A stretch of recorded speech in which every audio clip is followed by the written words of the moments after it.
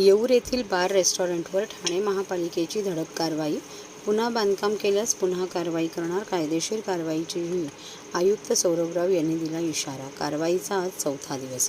अनधिकृत पब, हुक्का पार्लर, बार, अंमली पदार्थ विक्री करणारी अवैध बांधकामे निष्कासित करण्याबाबत माननीय मुख्यमंत्री एकनाथ शिंदे यांनी दिलेल्या निर्देशानुसार ठाणे महापालिका क्षेत्रात सोमवारी चौथ्या दिवशीही कारवाई करण्यात आली. महापालिका आयुक्त सौरभ राव यांच्या उपस्थितीत झालेल्या या कारवाईत येऊर येथील 7 बार आणि रेस्टॉरंट निष्कासित करण्यात आले. सुमारे 1,42,000 चौरस फुटांच्या क्षेत्रावर ही कारवाई करण्यात आली. मुख्यमंत्री महोदयांच्या निर्देशानुसार अंमली पदार्थ विकणारे बार, हुक्का पार्लर यांच्यावर महापालिका क्षेत्रात गेले काही दिवस सातत्याने कारवाई सुरू आहे. त्यात आज सोमवारी येऊर येथे 60 ठिकाणी कारवाई करण्यात आली. त्यांनी पुन्हा बांधकाम केले तर पुन्हा तोडले जाईल, तसेच त्यांच्यावर योग्य ती कायदेशीर कारवाई करण्यात येईल. त्याचबरोबर तोडकामाचा खर्चही त्यांच्याकडून वसूल करण्यात येईल, असे महापालिका आयुक्त सौरभ राव यांनी या कारवाईची पाहणी सुरू असताना स्पष्ट केले.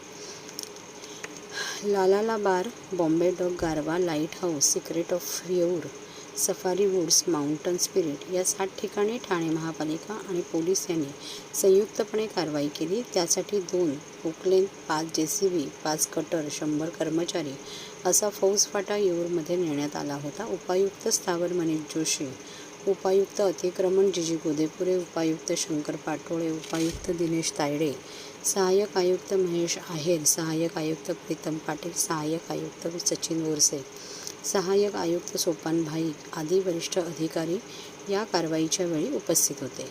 हवाई दल आणि नागरिकांनी केली होती तक्रार. सिक्रेट्स ऑफ येऊर या हॉटेलबद्दल हवाई दलाकडून तक्रार करण्यात आली होती. राष्ट्रीय सुरक्षेचा मुद्दा असल्याने या हॉटेलवर महापालिकेने कारवाई करून ते निष्कासित केले. तर गारवा या रेस्टॉरंटबद्दल स्थानिक आदिवासींनी केलेल्या तक्रारीच्या पार्श्वभूमीवर कारवाई करण्यात आली. या कारवाई दरम्यान स्थानिक नागरिकांशी आयुक्त राव यांनी संवाद साधला. मागील 4 दिवसापासून आपली जे अतिक्रमण विरोधी कारवाई आहे ते 3 महत्त्वपूर्ण घटकवर फोकस करून आपण ती कारवाई करत आहे. एक असे स्ट्रक्चर जे पूर्णतः अनधिकृत आहेत. दुसरे असे स्ट्रक्चर किंवा असे आस्थापना जिथे पोलिसांची माहितीप्रमाणे अंमली पदार्थ किंवा इतर अवैध जे धंदे आहेत ते सुरू असतात.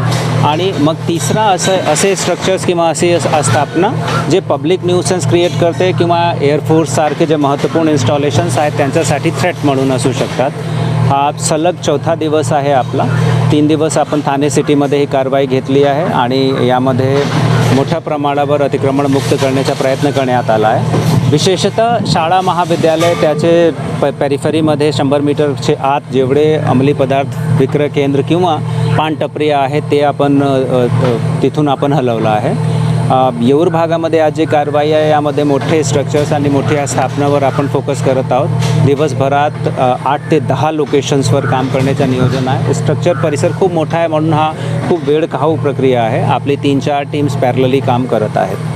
सर, कारवाई केल्यानंतर पुन्हा या ठिकाणी शेड उभारलं जातं, त्यासाठी काय कडक कारवाई असणार पुढे? प्रत्येक लोकेशन जिथून आपण शेड काढला आहे किंवा डिमॉलिश केला आहे, मग तो ठाणे सिटीचे आत असो किंवा येऊर भागामध्ये, आम्ही याची खात्री करणार की इथे परत शेड येणार नाही. एवढाच नव्हे तर जे काही आस्थापनाचे मालक आहेत त्यांच्याविरुद्ध दंडात्मक कारवाई, आर्थिक दंड आणि हे सगळं अनधिकृत स्ट्रक्चर काढण्याचा जे खर्च आहे तो सुद्धा मनपा वसूल करेल त्यांच्याकडून.